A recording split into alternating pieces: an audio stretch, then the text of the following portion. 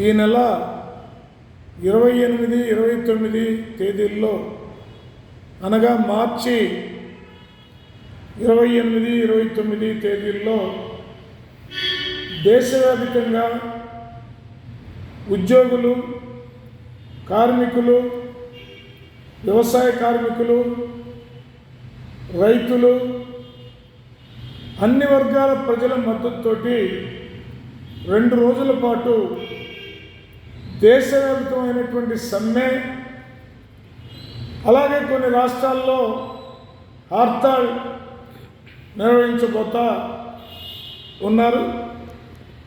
ఈ యొక్క సమ్మెకి దేశంలో ఉన్నటువంటి వామపక్ష పార్టీలు మద్దతులో ఉన్నటువంటి వామపక్ష పార్టీలు CPI, CPM, MCPIU, CPIML New Democracy, CPIML, ఇంకా అనేక రకాల 10 వామపక్ష పార్టీల మద్దతు ఈ సమ్మెకి ఇప్పటికే జాతీయ స్థాయిలో, రాష్ట్ర స్థాయిలో సమావేశాలు నిర్వహించి మద్దతుని తెలియజేయడం జరిగింది. ఇవాళ కార్మికులు, ఉద్యోగులు ఈ యొక్క 2 రోజుల పాటు దేశవ్యాప్తంగా సమ్మెకి పూనుకుంటూ దీని వెనుక ఉన్నటువంటి ఆలోచన, ఈ సమ్మె ఎందుకు చేస్తున్నా అనేటటువంటిది ఒక్క మాటలో చెప్పాలంటే భారతదేశ సార్వభౌమత్వాన్ని కాపాడుకోవటం కోసం ఈ సమ్మె జరుగుతూ ఉంది. సమ్మె అనగానే అందుట్లో ఉద్యోగులు, కార్మికులు అనగానే ఇది వాళ్ళ యొక్క జీతాల పెంపుదల కోసమనో, పిఎఫ్ను పెంచడానికనో, ఇంకోటోనో వ్యక్తిగతమైనటువంటి లబ్ధి చేకూరటానికి పెంచే కార్యక్రమంగా ఇప్పుడు దాకా భావిస్తూ ఉన్నా. కానీ వాస్తవంగా ఇప్పుడు 28, 29 జరిగేటటువంటి దేశవ్యాప్తమైనటువంటి సమ్మె, హర్తాల్ 100% ఈ దేశ సార్వభౌమత్వాన్ని కాపాడుకోవడం కోసం జరిగేటటువంటి సమ్మె. ఈ దేశంలో కోటాను కోట్లుగా ఉన్నటువంటి పేద ప్రజల దైనందిన జీవితంలో కనీస గ్యారంటీ కోసం, ఆకలితో అలమటించే వారి యొక్క బాధలను తీర్చడం కోసం జరిగేటటువంటి సమ్మెగా దీన్ని చూడాల్సినటువంటి అవసరం ఉన్నది. ఇవాళ కార్మికులు పొద్దున్నే పోయి పని గంటలు కూడా సక్రమంగా లేకుండా మున్సిపాలిటీల్లో, పొలాల్లో వ్యవసాయ కార్మికులు, రకరకాల పద్ధతుల్లో కాంట్రాక్ట్ కార్మికులు పనిచేస్తూ ఉంటే వాళ్ళకి 10,000, 12,000, 15,000, బాగా ఇస్తే 15,000 ఇస్తూ ఉన్నారు.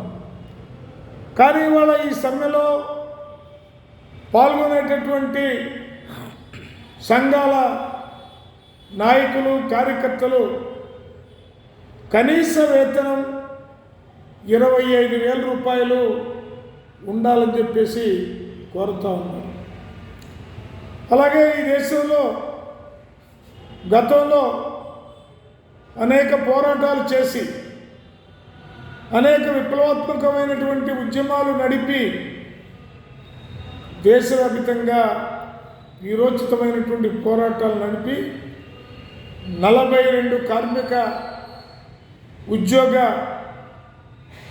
ఉపాధ్యాయులకు సంబంధించి హక్కుల్ని సాధించుకున్నారు.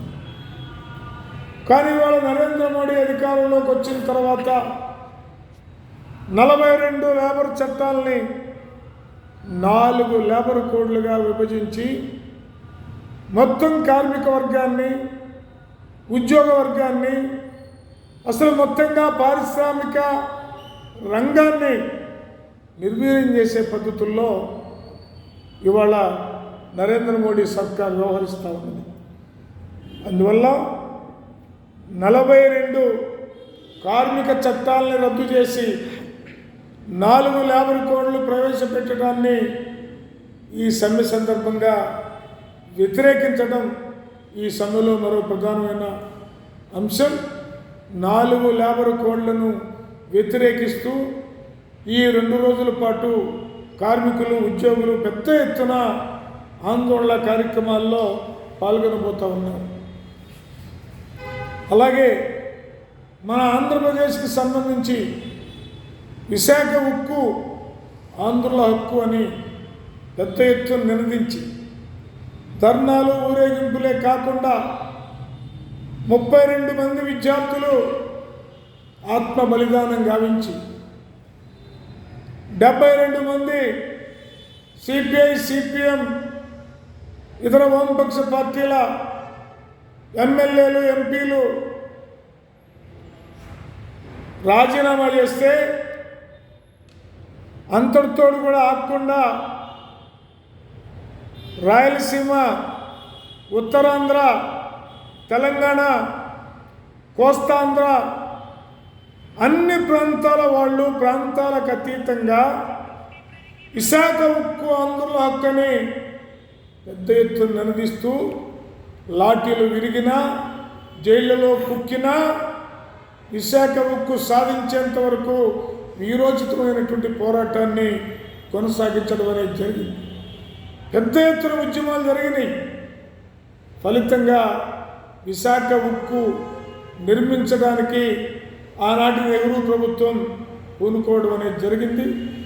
ఆ రకంగా పోరాడి సాధించుకున్నటువంటి విశాఖ ఉక్కుని ఇవాళ ప్రైవేటు వ్యక్తులకి, కార్పొరేట్ శక్తులకి దారాదత్తం చేయడం కోసం నరేంద్ర మోడీ సర్కారు పూనుకుంటే ఆ పూనుకోవడం తప్పని, విశాఖ ఉక్కును ప్రైవేటీకరిస్తే నీకు నూకలు చెల్లుతాయని పెద్ద ఎత్తున ఆందోళన కార్యక్రమాన్ని నిర్వహించడం జరుగుతూ ఉన్నది.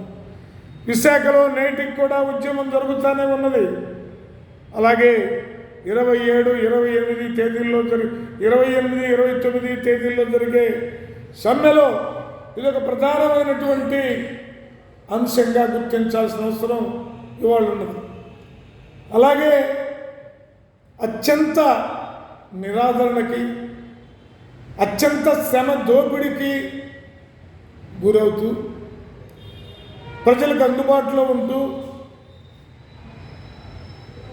తీవ్రమైనటువంటి శ్రమని చేస్తున్నటువంటి స్కీమ్ వర్కర్లు కనీస వేతనం కూడా లేక ఇబ్బంది పడుతూ ఉన్నారు. వారికి కనీస వేతనం ఇవ్వాలని, వారికి రిటైర్మెంట్ బెనిఫిట్స్ కూడా ఇవ్వాలని డిమాండ్ చేస్తూ ఈ సమ్మె జరగబోతూ ఉన్నది. అలాగే ఈ దేశంలో నరేంద్ర మోడీ గారు వచ్చిన తర్వాత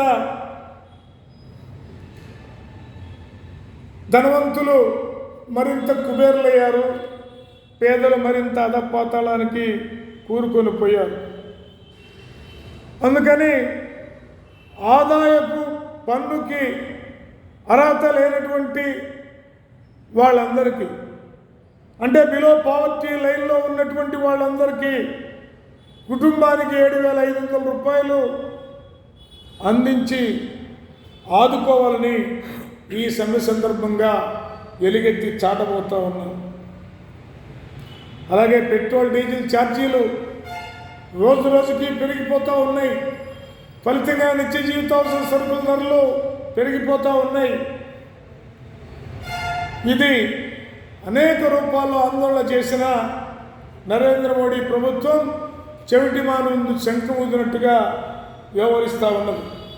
అందుకని పెట్రోల్, డీజిల్పై ఎక్సైజ్ సుంకాన్ని తగ్గించడం ద్వారా ఆ భారాల్ని తగ్గించినట్టు అవుతుందని చెప్పేసి ఈ సమ్మెలో ఎలుగెత్తి చాటబోతూ ఉన్నాం. అలాగే నిత్య జీవితావసర సరుకుల ధరలు ఆకాశాన్ని అంటుతూ ఉన్నాయి. మరి ఇప్పుడు యుద్ధం పేరుతోటి ఉక్రెయిన్పై రష్యా యుద్ధం అనేటటువంటి దాంతో భారతదేశంలో ఆంధ్రప్రదేశ్లో ఉన్నటువంటి బ్లాక్ మార్కెట్ ధరలకి బాగా ఊతమిచ్చినట్టు అయింది. 125 రూపాయలు ఉన్నటువంటి నూనె ప్యాకెట్ ఇవాళ 200 అమ్ముతూ ఉంది. రైస్ ధరలు పెరిగినాయి, కందిపప్పు ధరలు పెరిగినాయి.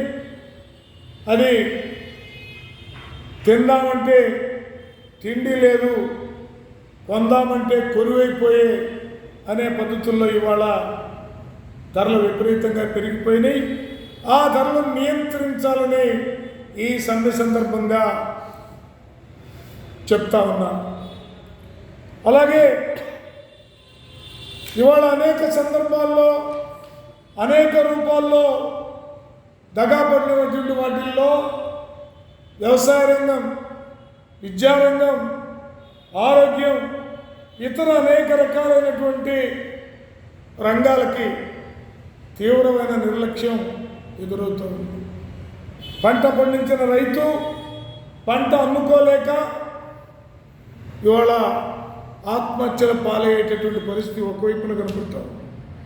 మరోవైపున వేసిన పంట నకిలీ విత్తనాల బెడతతోటి పంట మనిషి కంటే ఎత్తు పెరిగింది, కానీ దానికి కాపు కాయనటువంటి దుస్థితి కూడా ఇవాళ నకిలీ విత్తనాల వల్ల ఏర్పడుతూ ఉంది. కౌలు రైతులైతే ఒకవైపున కౌలు కట్టడం, మరోవైపున పంటపై పెట్టుబడి పెట్టడం, చివరికి ఆత్మహత్య తప్ప మరొక మార్గం లేకుండా 4 ఏళ్ళు వ్యవసాయం చేస్తే 5వ సంవత్సరంలో ఆ కౌలు రైతుకి ఆత్మహత్య తప్ప మరొక మార్గం లేని స్థితి ఏర్పడుతూ ఉంది. అందువల్ల రైతాంగానికి, విద్యకి, వైద్యానికి తగినటువంటి ప్రభుత్వ నిధుల్ని కేటాయింపులు జరగాలని ఈ సమ్మెలో అత్యంత ప్రధానమైనటువంటి స్లోగన్గా ఉండబోతా ఉన్నది. ఇవాళ కరోనా టైంలో నరేంద్ర మోడీ దయ వల్ల లేదా సహకారం వల్ల